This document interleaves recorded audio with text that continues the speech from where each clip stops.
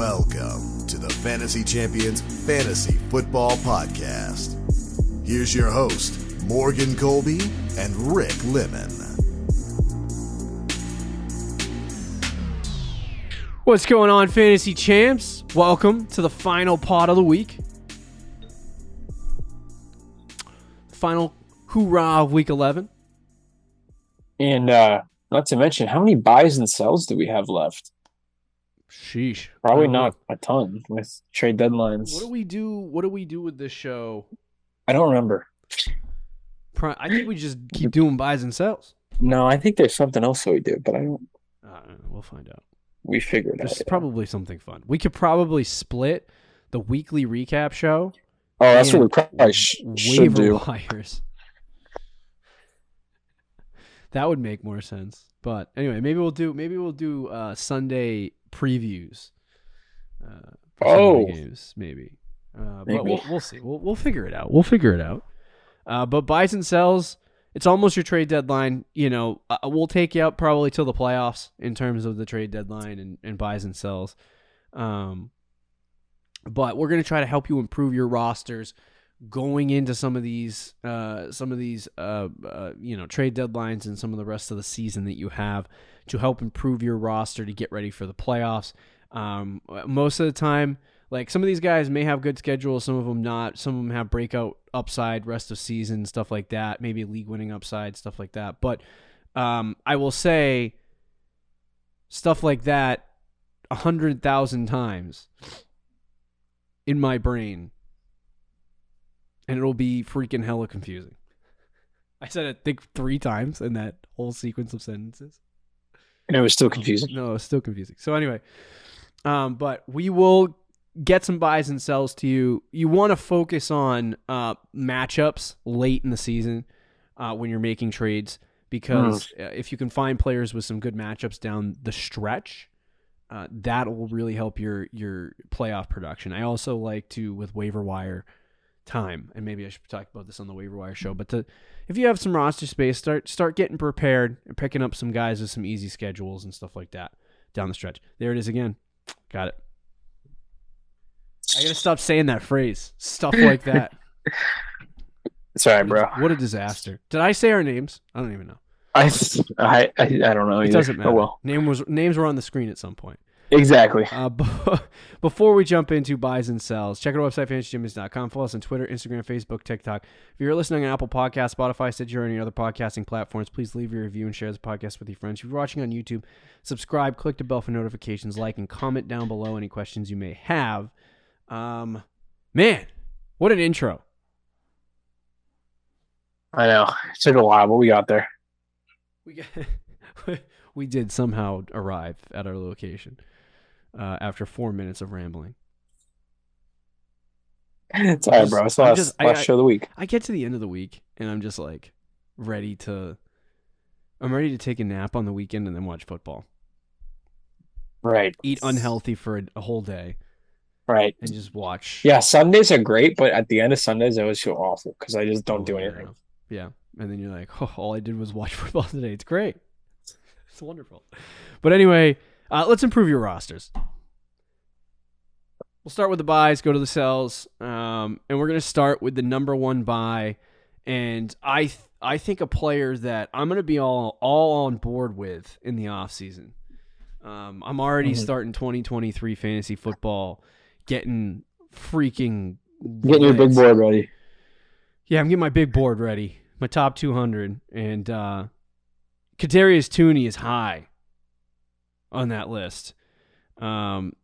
Obviously, he got traded from the New York Giants to the Kansas City Chiefs. I've heard many people refer to him as a Tyreek Hill-like player in terms of his shiftiness and his, ability to create after the catch. And you could see that when he was with the Giants. You've seen that a little bit in some of his opportunities for the Kansas City Chiefs. Obviously, he doesn't have the field stretching portion of Tyreek Hill's game, which probably can be developed, but he's not going to add the speed aspect of it because he's not as fast as Tyreek Hill. But he's a very shifty receiver. He does have a little bit of a difficult schedule down the stretch of the season, but I don't think that matters when you play for the Kansas City Chiefs, to be honest with you. Like, That's fair. If you're a main weapon for the Chiefs, are you concerned? No. The only game, so like I'm looking at his schedule. Like the Bengals game is considered a hard matchup. I wouldn't worry about that. Houston is considered a hard matchup. I wouldn't worry about that either. Seattle's kind of mid. I wouldn't worry about that. Denver is the only one that I'm a little concerned about because they actually have a real like top 3 NFL defense. Yeah, and you have Patrick Surtain is a top 3 or 4 corner in the league. Right. But outside of the Denver games, I'm really not worried about the schedule. Yeah. So as far as schedule, I mean, it's not ideal. I'll say that. Sure. But this week he had 44% of the snaps, so he was up a little bit on the 9%. Just a smidge. And he had 5 targets, 4 catches, 57 yards, a touchdown. He also had 2 rushing attempts for 33 yards. It's very obvious when you watch the Chiefs that they're trying to find ways to get Kadarius Toney the ball. And you can kind of tell, like Toney's not, at least in these 2 games, that he's not all there when it comes to their like offense yet. Yeah. Like he hasn't learned, it's a lot to learn. Outs. He has a lot to learn, and he doesn't know the ins and outs of the offense yet. But you can tell there's specific times where they throw him on the field, and they've designed a play specifically for him, and they call it and get him the ball. Right. So I think as he continues to learn and as he continues to figure things out with Kansas City, his snap percentage will increase and his route tree will increase and all of that stuff. Like he's not going to continue just taking dump offs and slants the entire time. But there was a play in last Sunday's game, if you watch the Kansas City Chiefs, where he caught it and it looked like he was down out of bounds. And then he like juked around one defender on the sidelines and then spun around another and broke a tackle. I was like, what the heck, man? Yeah, he's ridiculous. I'm like, this guy is ridiculous after the catch. So I say all of this because I think Kadarius Toney's a buy. And I think if you wait after this Sunday, you're not going to be able to buy him. Oh yeah. Yeah. I think this week against the Chargers is gonna be an explosion game for him. I could definitely see that. I mean, there's also a good chance that Juju is out this week with a concussion. There's a chance that McCole Hardman misses this week. He has an abdominal injury, and they didn't practice on Thursday. So it's very interesting. If both those guys are out, Toney is probably outside of Kelsey their top receiving option I think. Maybe MVS, but Toney's going to get the more, I think, explosive plays, maybe even the most targets. Yeah. If that happens, it's going to be way too late to buy him. And I agree. I mean, I like the player, and he's playing on the Chiefs, so it's like it's a heck of a combo, and it's going to be really hard to buy him after this week. I think people who have him are going to be on the high with him too. So if you're not able to get him this week, and you still want to get him, you're going to have to really overpay. So you got to do it now while you can. Yeah. And I do think like they brought MVS in as like a field stretcher. Yeah, as like a field stretcher, but I don't think they had an intention for him to have like a massive role on the team. I don't think so either. I know, like when they brought Juju in, you know the role for Juju, like slot. Right. Sammy Watkins, what he did with the Chiefs when he was healthy for like 3 years, like that's what they bring him in to do, and he's done that and stayed for the most part pretty healthy. And then you have Hardman, who is another field stretcher on the outside and probably understands the offense the most at the receiver position. But outside of that, there really wasn't anything else. I think they bring Toney in, or Tony, I probably should say. I keep saying Toney, and I spell his name Tooney. And that's dead wrong. It's Tony. But they bring Toney in, and I think the intention with him is like Hardman, we know what he is. Juju's old. MVS is kind of old, and it's like I think they're bringing Toney in to be the guy. in the receiving core. I think they're bringing him in to be that guy. And like you can see just through, the 44% of the snaps, he's already got 5 targets. So it's like there's a huge chance that Kadarius Toney is the guy for the Kansas City Chiefs. And it's just, to me, it's when that happens. It's not a matter of if, it's when. And like, what's the timeline for that? Like, is it going to happen this week, next week, this season, or next year? I'm inclined to believe the full breakout will happen next year, but we can hope. Because I don't know, is he?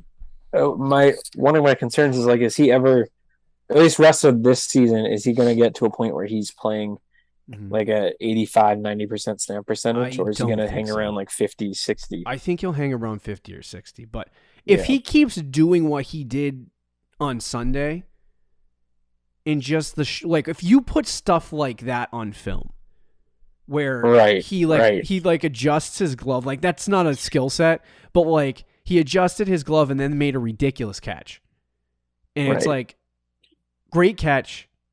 He had a play where they gave him an end around, and he got 30, I think it was 30 yards on it. Yeah. And then he had another play where he broke a tackle on the sidelines or broke 2 tackles on the sidelines after a catch. So it's like he's putting enough on tape where they're like, all right, if we give this guy 90% of the snaps and he knows what he's doing on the field, like we want to get him the ball and get him the ball a lot because we know he's going to make plays when he has it in his hands. And, Andy Reid's a smart enough offensive coach to see that. It's just like, if it's not clicking in his head, they can't put him on the field 90% of the time. So it's like, if he's not getting what they're doing offensively, then it's going to be tough. But love Kadarius Toney rest of the season. Love him next year. On the train. Are you on the train as much as I'm on the train? I think, I don't know if I quite am on it as much as like you Toney are, but you like Toney more than I did. I know. I'm definitely on the train. And now he's on the Chiefs, bro. I know. Maybe not this year, but next year. It makes me so sad because I was just looking at his player history in the home league. I drafted him, then he was on your team, and then he was on my team. I picked him up, and I dropped him like 4 days before he got traded to the Chiefs. And then I went to go pick him up again, and he was on your team. I need to you people need to listen more, like our videos more, so that Rick and I can blow this thing up, make a ton of money, and buy a studio. In that studio, I'm just going to set up cameras everywhere so that when these things happen, they can be fully recorded for you guys to see. And it would have been a great moment for Rick and I if we were together trying to pick up Kadarius Toney together. I'm pissed. Oh, man, that was wonderful. We both had him in our queue to pick him up, and Rick decided to do some checking first. Some reading. Literally lost me the player. Lost him the player because he just by reading the full message. I'm just going to pick him up and figure it out later. He'd be starting for me right now, too, probably my second flex. Hey, it is what it is. But anyway, enough on Toney, or Tony, wherever you want to say it. Let's talk about Christian Watson, number 2 on the buys list here. This is also a player. Now, pre-recorded, Thursday night happened, so we don't know what happened. Right. I hope he had a breakout. What if he tore his ACL? But, Rick, tell us why Kadarius Toney... I'm still on him. I'm still on Tony. I'm still saying his name wrong. I don't blame you. Christian, tell us why Christian Watson's a buy. Man, it's hard to do this with Watson playing on Thursday night because we have not seen the results of that, and we could look really dumb by saying he's a great buy, and then he gets like 1 fantasy point. We will look dumb. Yeah, and I think it's possible. Like, there's people that have compared him to Gabe Davis, where like he's a field stretcher, so he's gonna make those big plays, and then he'll get 3 fantasy points. But what I do like about Watson, which is different than Gabe Davis, is at least for the foreseeable future, he's probably Rodgers' favorite target right now. I don't think Sammy Watkins or Robert Tonyan or who's the practice squad guy they picked up that everybody was hyped about? Oh, I don't know. Was it that Tomre guy? Yeah, Tomre. Tomre. Yeah, I don't think he's doing much. So that really leaves Watson and then Lazard. And Lazard is a good player. but he's not going to be like the Stephon Diggs, right? He's not taking 12 targets a game. And I think Lazard will have good weeks and he's going to be a security blanket, but he's not going to be like the focal point of the offense. And I think Watson has a chance to be that. His upside is just through the roof where he can be the guy because Romeo Doubs, I think, is out. It was 4 to 6 weeks 2 weeks ago, so it's still 2 to 4 weeks, probably at least until they're bye. So Watson has a real chance to kind of take over this offense and do a lot of big things with it. And I've seen some reports, or not really reports, but people who watch the film and are Packers guys say that they like reviewed the game to see if it was like a fluke or whatever and how that worked. And they were all super excited about Watson saying like he was open a lot. And if he just doesn't drop passes, he's he's in line for monster weeks upcoming. So he's someone who could be boom or bust, but the boom is definitely there in a way that you should probably buy him now because, you know, they have a bye upcoming. And then after that, Romeo Doubs comes back and we'll see how that goes and how that plays out. But if you buy him now and utilize him for at least the next couple weeks, I think you'll be in line for some big weeks. The other thing I like to mention, did you mention his playoff schedule? I did not. Go ahead. Rams, Miami, Minnesota. All been easy matchups for the wide receiver position this year. Sucks that he has the bye in week 14. Yeah, that's really sad. But I think I noticed a lot of things about the Packers on Sunday. Something changed. Yeah. Because they sucked in the game. Like, the Packers offense wasn't moving the ball great. Right. They still weren't moving the ball great. But they had a comeback. They won the game. Watson had 3 touchdowns, and and Aaron Rodgers smiled. Yeah. It reminded me of the Bucs a few weeks ago when Brady finally, finalized his divorce with Giselle and had that whole situation over with. And they were playing bad in the game, and he got to the end, and he had one final good drive to win the football game. And there was a smile on his face. He gets to the post-game press conference, and he said, "That was effing cool." And you could just tell there was something changing for him in the Bucs, and then they won last week, and the offense played a little better. So I think something clicked here for the Packers, and I think Rodgers in his head realized, I have a guy. Yeah. I got a guy. Like, I can get this player the football. I can trust him to do what I want him to do. And he didn't even, catch-wise play great. Christian Watson. He could have been. He had 2 wicked easy drops. So he should have had 6 catches. But I think there's a situation here where Rodgers could look at Christian Watson and be like, okay, I like Allen Lazard. I'll try to give him the ball. He kind of reminds me of Randall Cobb, who is still on the football team, by the way. But he kind of reminds me of a player that I can rely on when I need him. But this kid, Christian Watson, he's good. And if we get him the ball, he can make plays. He can do great things with it. He'll figure it out. We just got to get past the drops. And I think now that he's realized that, he'll probably start to target Christian Watson more.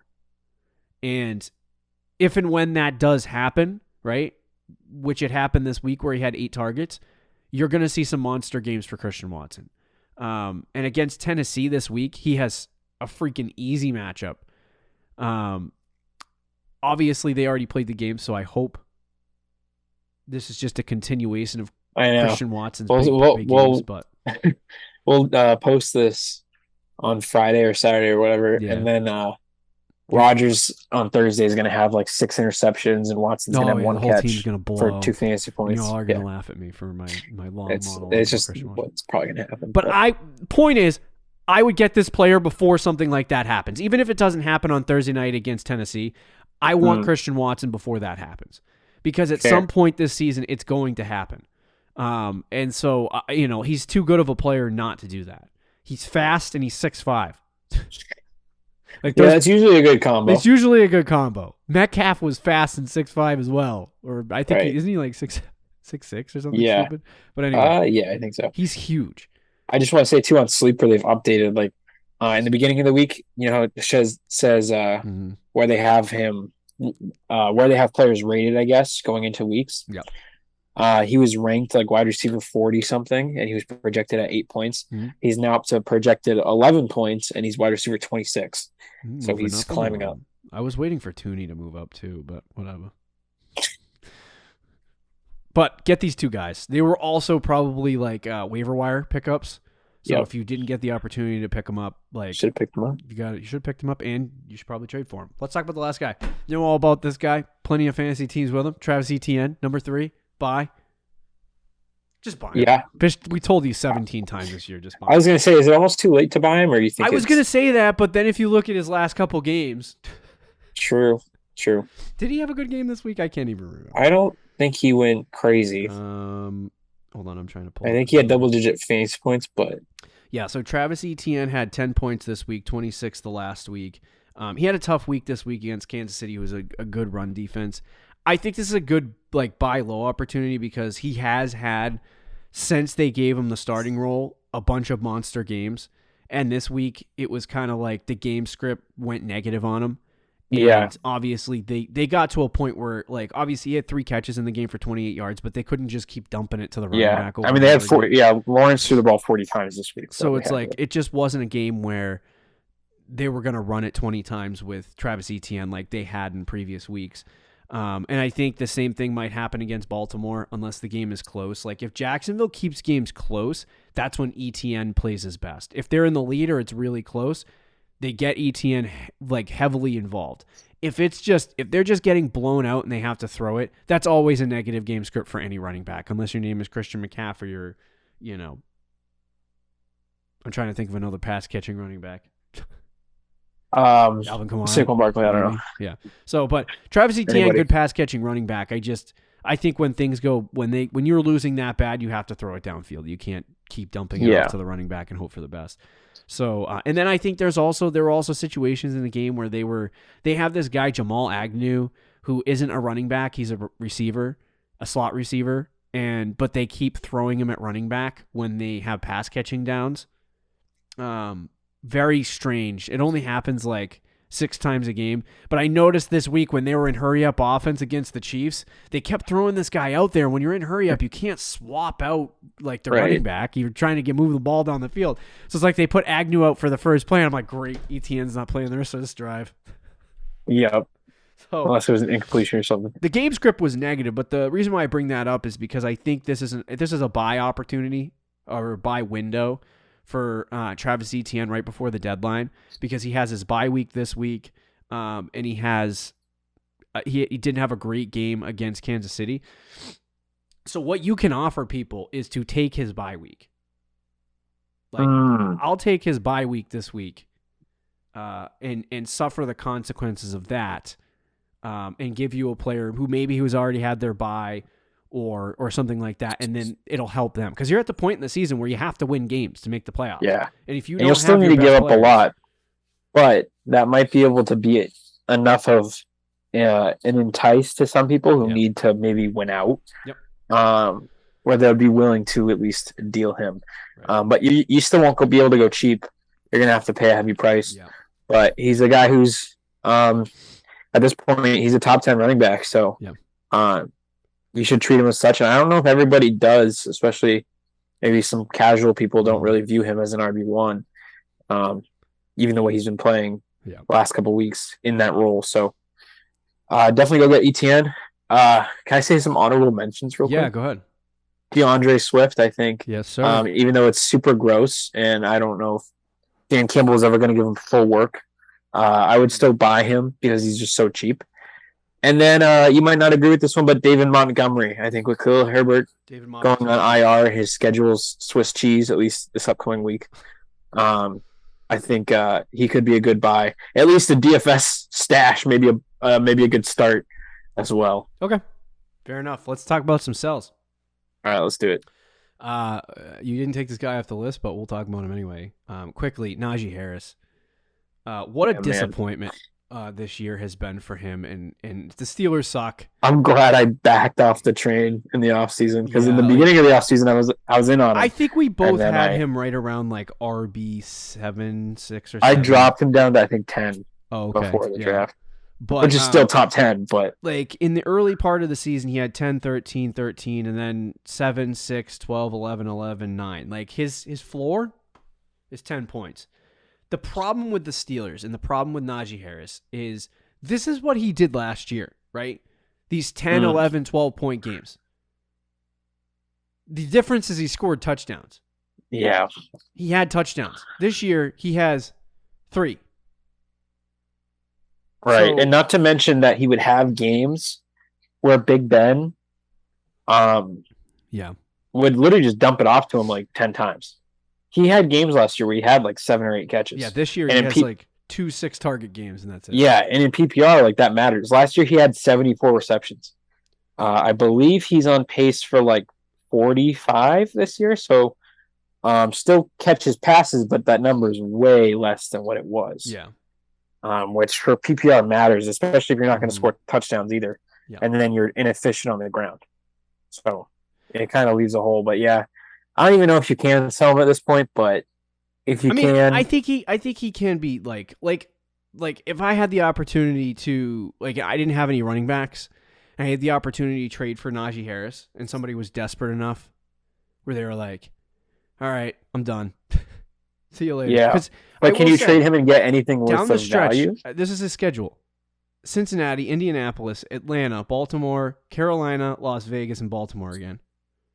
He has some easy matchups in that stretch of games. Like his beginning season stretch. Are you saying he's a buy? Cincinnati. I'm not at all. But he had Cincinnati. You're saying this is your selling point to other people. Just the selling point to other people. I don't think like the Steelers' offense isn't good, and it might be good next year when Pickett has a second year under his belt. They needed some help on the offensive line too. They need a ton of help on the offensive line this offseason. But I think that's really all they need to do. Like Pickett in his second year, I think will be better, and I think they just need to improve the offense. There's a chance they might get rid of their offense coordinator too. But. Yeah, but all that being said, Najee will be better. At some point, Najee will be better, and they will start to utilize him more efficiently.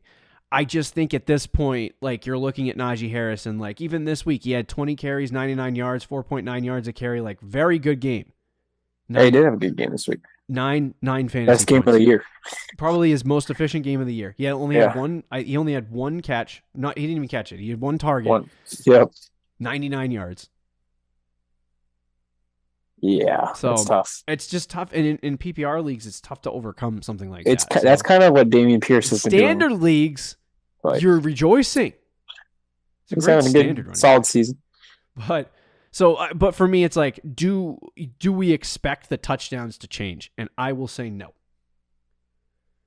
Yeah, I'd probably say so. With that being said, you can sell him with that pitch though, and be like, listen, like he's getting 10 points a game. He just hasn't scored touchdowns. When the touchdowns start coming in, he'll be a good. But I think it's better to sell the name and aspects of that instead of holding him and hoping that he's good, because I think the chances of him being good and the chances of you getting something good in return for him, I think that aspect is higher than you just holding him and waiting. So I would sell Najee. I still think he's sellable.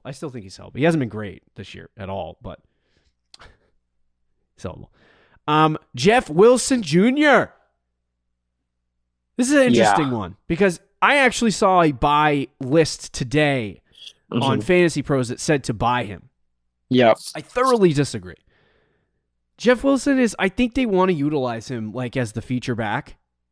I don't think he is that good. Like I don't think he's a feature back on a football team. I think 7 yards per carry. I think he can be in stretches of time, right? Yeah. Like he was with San Francisco.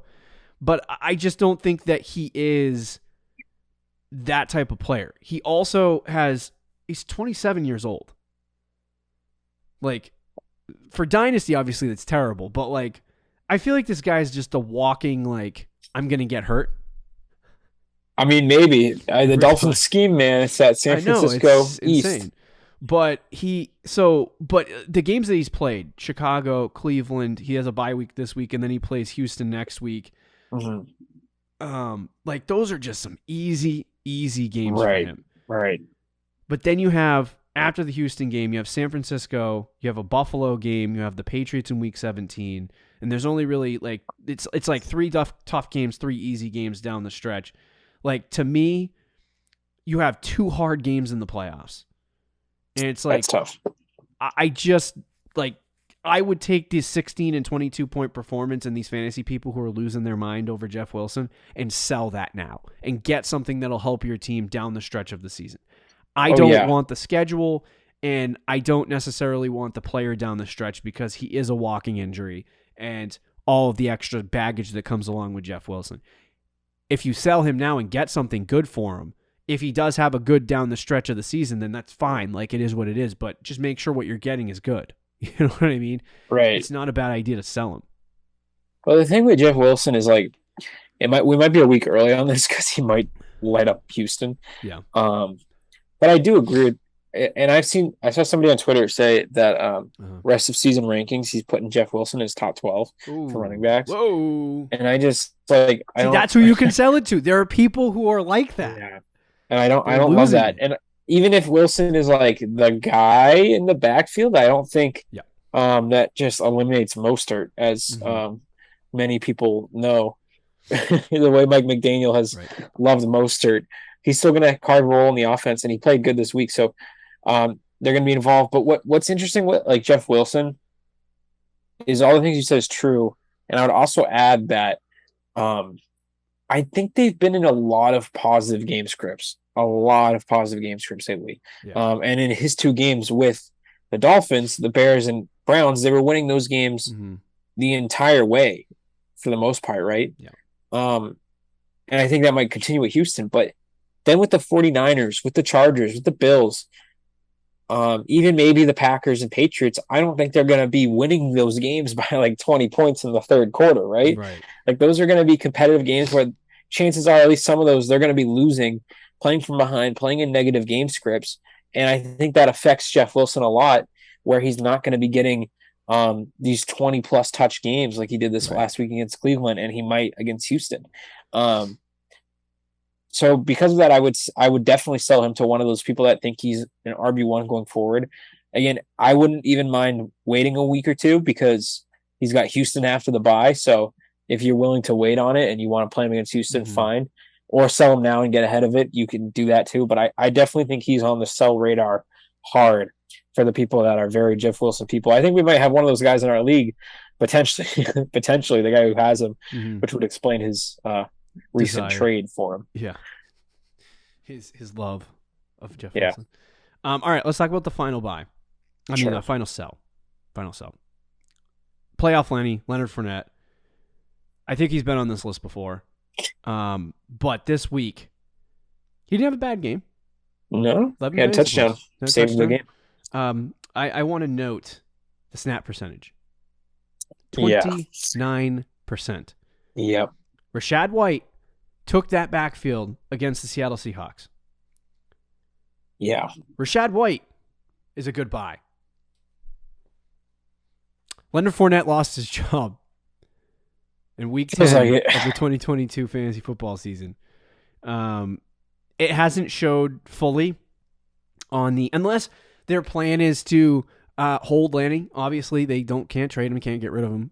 So the Bucs are obviously going to hold him. Unless their plan is rest of season to try to get White the ball, see if they got something in the kid, and then reserve Leonard Fournette for the postseason.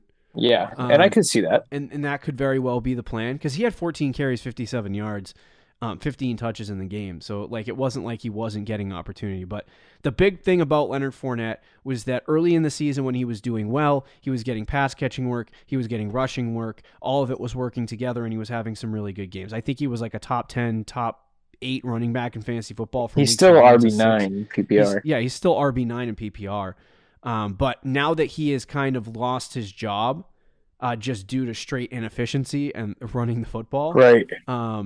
I think there's going to be opportunities for him, obviously, but Rashad White now looks to be the guy in the backfield, at least in the short term. So what I would do is, even though he's been good on the season, he's had a 9-point game, a 4-point game, which are 2 busts, but you look at the rest of his games and it's like, okay, he's great. This is sellable.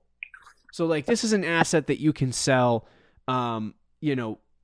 give somebody in your league a player that you know, okay, this guy, Rick literally projected it last week. He was like, this, they said the beat reporters, your underground sources over here, reported that Leonard Fournette wasn't going to start and it was going to be Rachaad White. And what happened? So I don't know. Anything from the underground sources this week? No, I did see one report that said that White is going to, I think, remain the starter even if Fournette comes back. So, but I don't know. I don't think it's like it's not like White is fully taking over. It's more like a 60-40 or 70-30. It's still going to be a split backfield, but White is going to be the guy that gets more work. So you should absolutely sell Fournette. And yes, the numbers have been good. PPR wise, fantasy wise, he has been good. Yeah. But in the real NFL, watching the games, Fournette has been not good at all this year. He's averaging like 3 yards a carry. Yeah. He has sucked. It's been gross.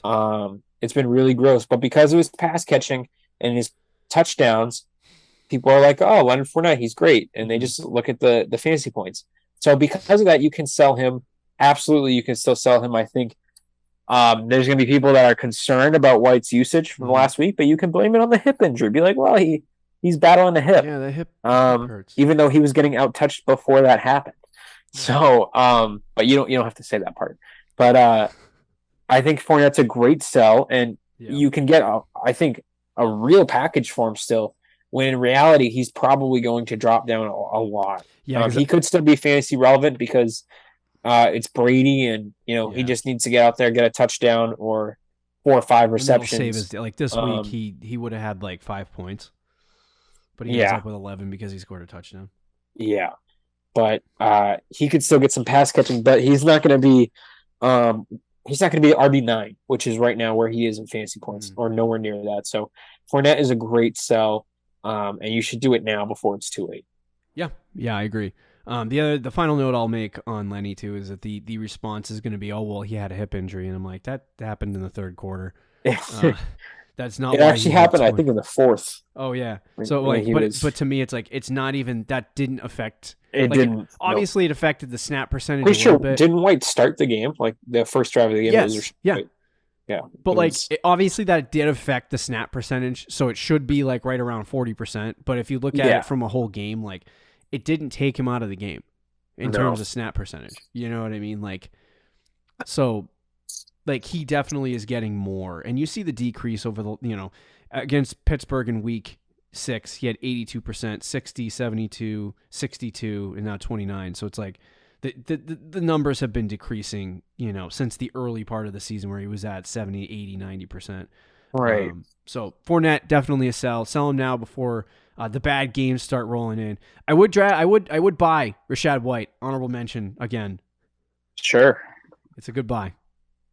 Could be a good flex option down the stretch. Good flex option down the stretch. There are your buys and sells. Kadarius Toney, Christian Watson, Travis Etienne. Sells Najee Harris, Jeff Wilson. Playoff Lenny. Football this weekend. Excited to watch it. Excited to get the full slate of games. Sad I don't get to watch the Dolphins or the Bucks though. They're on bye weeks. That is sad. Enjoy your weekend. See you later, guys. See you. Thank you for listening to the Fantasy Champions Podcast. Make sure you subscribe on iTunes and YouTube, and follow us on Twitter @TheFFChamps.